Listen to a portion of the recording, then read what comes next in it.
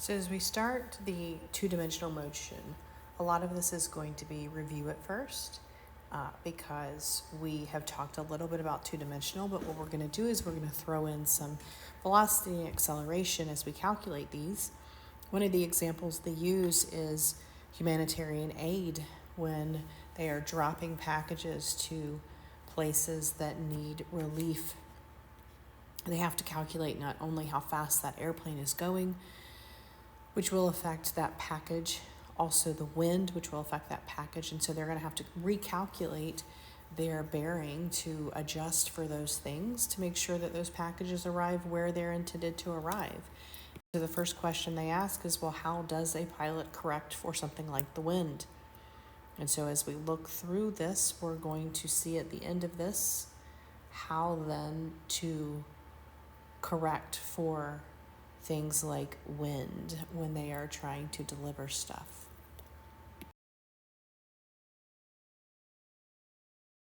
So position vectors in two dimensions. Positions, displacement, velocities, and acceleration in two dimensions are vectors. Remember, vectors will have a direction involved. We've been breaking these up into components just like we've been doing on the Cartesian plane. Our x-axis is our horizontal movement.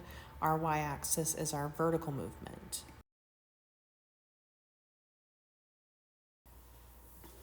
So when we talk about these position vectors, once again, the tail is the origin, that's where it starts. The head is the location of the object. The frame of reference is where you are sitting when you are drawing these particular vectors. You should know the term frame of reference just in general. Okay, what people don't understand is it doesn't matter what your frame of reference is, the displacement of the object actually doesn't change. All right, so what I mean by that is if you're sitting here, we have a little, let's say we have a little spider here. It's watching this little fly. Spider is sitting here in the corner of my window. From the spider's frame of reference, we have a distance away. Little fly moves. Actually, it looks like he's going this direction. So we have a distance away. He flies around, distance away. He flies around, distance away. Now, the distance from the spider, clearly, is different than if he were sitting in the middle of this particular window. But if you look at the fly itself, the displacement of the fly is the same. Okay, even though it may not look like it from his frame of reference. If I were to grab this and drag it over here, the displacement of the fly is the same. It doesn't matter that his frame of reference was different, all right? The displacement doesn't change. So the displacement actually stays the same there, given this example. So displacement is change in position. Displacement is change in position. This is a review from the very beginning. We talked about this at the beginning of physics. How do I find my displacement? Well, my final position minus my initial position is going to be how much my position changed. And like I just said, displacement is the same no matter what frame of reference is used. So we can calculate this by finding the change in position if we know those, or by adding our displacement vectors, okay? And so we have been doing the addition of displacement vectors. We're going to think about this final minus initial when we do some word problems, because that's how we're going to come up with those. The first example that we're going to do is a pretty basic one. It's really just a left, right, up, down movement, north, south, east, west movement. All right, and so your example is right there in your handout.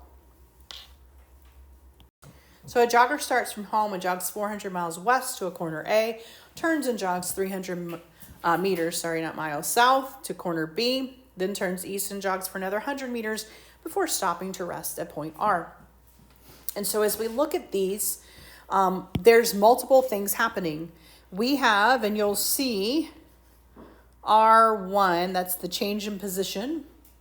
Well, the change in position from my initial over to this A is just 400 meters west. And so if I were to look at this in a coordinate system, I would go west. I would not go up or down. My overall change in position If I wanted to find out just distance versus displacement, that would just be 400 distance, right? So my magnitude, right? Remember, my magnitude is just my overall change there. If I looked at then he has turned and gone south, pretty straightforward. We know exactly how that is. His overall magnitude of that one is just going to be that 300.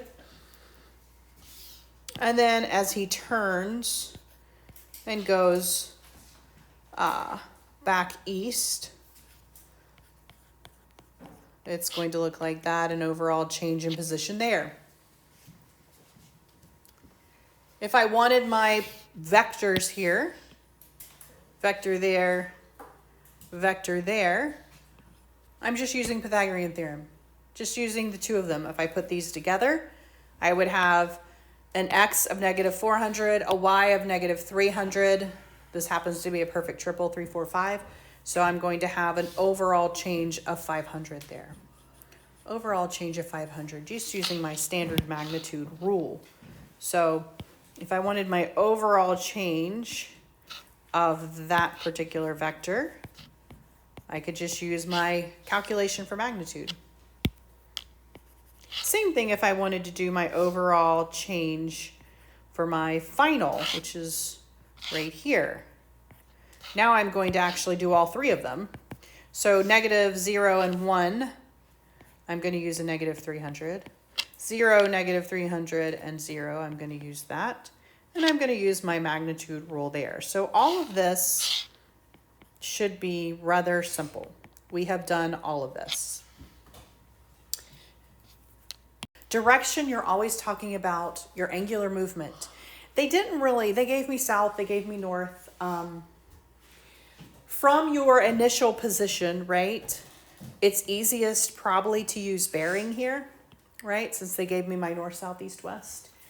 They didn't really tell me one way or the other, so you could say south of west if you wanted to. But again, we're just going to use our inverse tangent. So if I used my inverse tangent for this particular guy, I'm just going to do my 3 over my 4. In bearing, I think you get about 233.1 degrees. If you did south of west, you're going to get, what, 37, 36.9, something like that, when you use your calculator and just get it. Same thing with the other one. We have 300 here, so that's going to give me a 45-degree angle. So when I do that guy, I'm going to get a 45-degree angle. Again, you could say south of west, or you could use your bearing and go all the way around and say 225. Right? But we've done all of this. This is all standard. We have done this. And so how they word it just depends on what they're asking you. How they give it to you just depends on what they're asking you. So then let's talk about how we calculate certain things, because we need to remind ourselves of some of these terms that we used at the very beginning. Velocity and speed. So the only difference between velocity and speed is velocity has direction. Velocity is a vector. Speed is typically a scalar. All right? And so I don't say I'm going a negative speed. That's odd. I just say I'm going a certain speed. But with velocity, velocity can be positive and negative because velocity includes direction. And so you'll notice that velocity is my overall change, displacement, divided by my time. That's going to be my average velocity. But my speed is going to be distance. Distance is always positive, right? And so my speed is going to be my total distance over time, but we're not going to consider direction. All right? So if I were looking at speed driving a car, then I'm going to consider how far I traveled all the way around. If I'm talking about velocity, I'm actually going to talk about displacement. And so velocity is going to be displacement over that time. Okay? And then if we added acceleration, we would divide that again by time to get my velocity over time to get acceleration. And so Speed versus velocity are going to be two different things. One's based on total distance, one is based on displacement. All right? And so as we start throwing in now what we first learned with what we just learned in this last chapter, we're going to be calculating some velocity and acceleration. Instantaneous velocity. This is magnitude equal to the object's speed at that instant. Points in direction the object is moving at that time. Information about the direction of the motion must be included. So if I'm looking at this example here, this car is traveling at a speed to the east. All of that has to be included for velocity. Here, this car is traveling at a certain speed to the north. That needs to be included, right? So we have to include the direction of that motion when we were talking about velocity. Now, instantaneous speed is equal to the magnitude of the instantaneous velocity. If I'm talking about instantaneous speed, but it is a magnitude because I don't actually have to include my speed there. I mean, I don't have to include my direction when I'm talking about speed. We don't really care for speed. But for velocity, we have to include the direction. So in multiple dimensions, the average speed and the magnitude of the average velocity are quite different sometimes. If I were looking at the speed of this vehicle versus velocity of the vehicle, it may be different if I'm going around curves and changing, all right, changing my direction. And so when we start throwing in different dimensions, you're going to see that the speed at which they went in one direction and then another direction can be very, very different than the velocity of what happened there, and definitely different than the acceleration. So let's look at this one. This is going to seem very familiar. And then we're going to do some calculating a little bit to then throw in our time. Pilot flies a crop dusting helicopter above a field of sugar beets. She's flying 15 kilometers per hour, aiming the copter due north, but a 5 kilometer per hour wind is blowing due east that affects her helicopter. What is the resultant velocity vector? So this is going to help us figure out what she needs to do to correct this. So she is trying to fly due north. That is her goal. Her goal to correctly crop dust is to fly directly north. But she has wind that is shoving her over, okay? And so what's going to happen is it's going to redirect what she's doing. Instead of flying due north, she's actually going to fly on this vector right here. She doesn't want to fly on that vector, right? This vector is not going to do the fields correctly. It's going to, right here, we're going to be good, and then we're going to not be crop dusting the right field, right? And so we have to figure this out so she can correct for it. And so we would have calculated these, but then we wouldn't have gone back and said, what do I need to do to correct it? All right? And so we're going to calculate it exactly the same way. This is going to affect not just how fast she's going.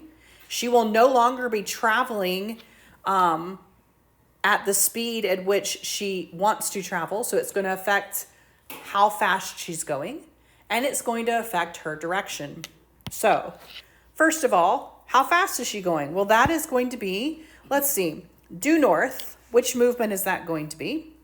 Well, that's going to be my y value, and it's going to be positive. All right. And then the wind is blowing due east. Which value is that? That's going to be my x value, and that's also going to be positive. All right. So we have my x and y. We are going to then calculate what this little guy is. How do I do it? Square root of what? My x value, if I were to add those, plus my y value, if I were to add those. What do I get? What do I get? Yeah, so I should get, the square root of that should be 15.8 approximately. All right, so when you take the square root, you get approximately. And I'm going to go out how many decimal places? 2. Yeah, so I'm actually going to go out 3 significant digits. So we're going to say 15.8 kilometers per hour. All right. Angle of measure. So if we just use east and west of north here, what's the angle that it is pushing her? What angle is it pushing her? How do I find it? Well, I'm going to do my inverse tangent of what? Y over x. So I'm going to say 15 over 5. It's going to give me a reference angle here. What's the reference angle that it gives me? What's the reference angle? It gave me 71.6 approximately. 71.6 degrees. What is that? That is my reference angle right here. So that's going to be right here. Is that how I'm going to do this if I say east of north or west of north? Probably not. How far east of north is it pushing her? What do I need to do with that 71.6 to find out how much east of north it is pushing her? Subtract it from 90. It is pushing her how much east of north? 18.4 degrees east of north. So that also tells her how to correct it. How to correct it. What does she need to do? Well, she needs to go the opposite direction of that. She needs to direct or point her helicopter 18.4 degrees west of north. And by doing that, she is correcting for the wind, right? So she is pointing her helicopter as though she were flying 18.4 degrees west of north. The wind is going to shove her, okay? The wind is going to shove her, and then it will direct her north.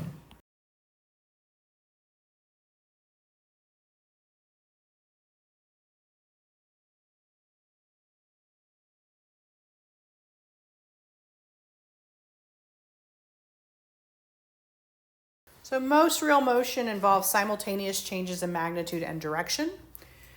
So when we go back in our brains to acceleration, average acceleration is really just our average velocity divided by our time, our change in velocity over our change in time. Change in velocity is just your final velocity minus your initial velocity. This is very important because what we've been doing so far is just looking at overall displacement. We have not really been thinking about where we started versus where we ended, okay? And so now there's going to be a subtraction involved versus what we have been doing. So we are now going to take our final, where we end, and we're going to subtract our initial. And then we are going to divide that by our time to figure out how much we accelerated over that particular portion of our problem. So the direction of average acceleration vector is always the same direction as velocity. All right. Acceleration direction is indicated by a vector angle. So direction, again, when you think direction, you need to think of whatever angle is there. Instantaneous acceleration of an object is its acceleration at a particular moment. So instantaneous is, hey, at this specific time, what was I doing? Its vector points in the direction of the instantaneous velocity difference vector.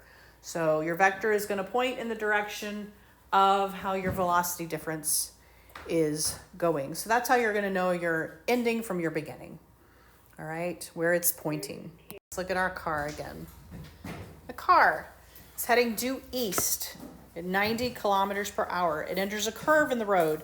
The curve ends with the car heading due north at 90 kilometers per hour. Determine the car's average acceleration if the turn took 5 seconds. All right. So my initial velocity, that's what I'm going to start with. My initial velocity here is due east. Remember, velocity has direction at 90 kilometers per hour. Okay.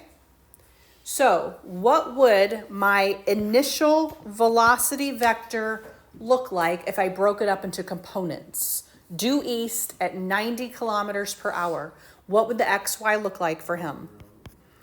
X is my left and right movement. That is east. What is it? Positive or negative? Positive. What about my Y movement if I'm going due east? 0. My final velocity is due north at 90 kilometers per hour. Final vector here. Break it up into components. What is my XY movement if I'm going due north?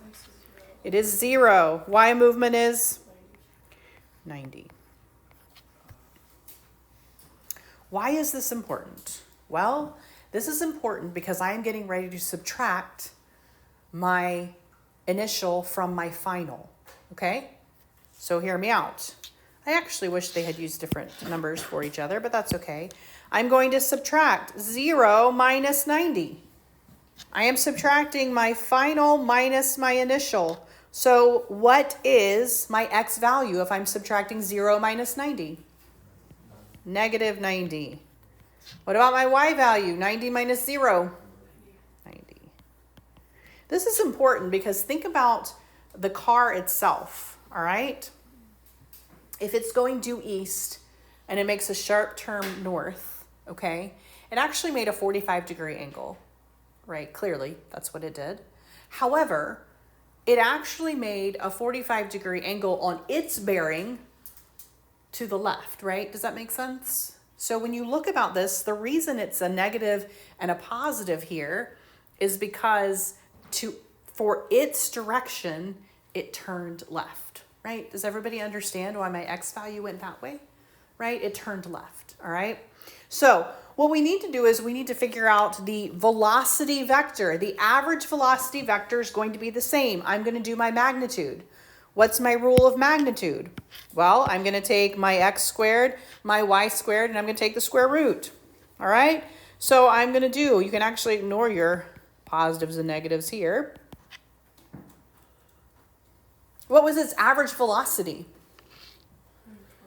100. I'm going to use, we can use 0.28 or 0.3. It doesn't matter because we're going to worry about significant digits at the very end, okay? This is kilometers for every 1 hour, okay? That is my average there. Kilometers per hour. Think back in your brains. They are asking me about acceleration. I just found my velocity. My acceleration is my velocity divided by time, okay? There's also a specific way that we write the units for acceleration.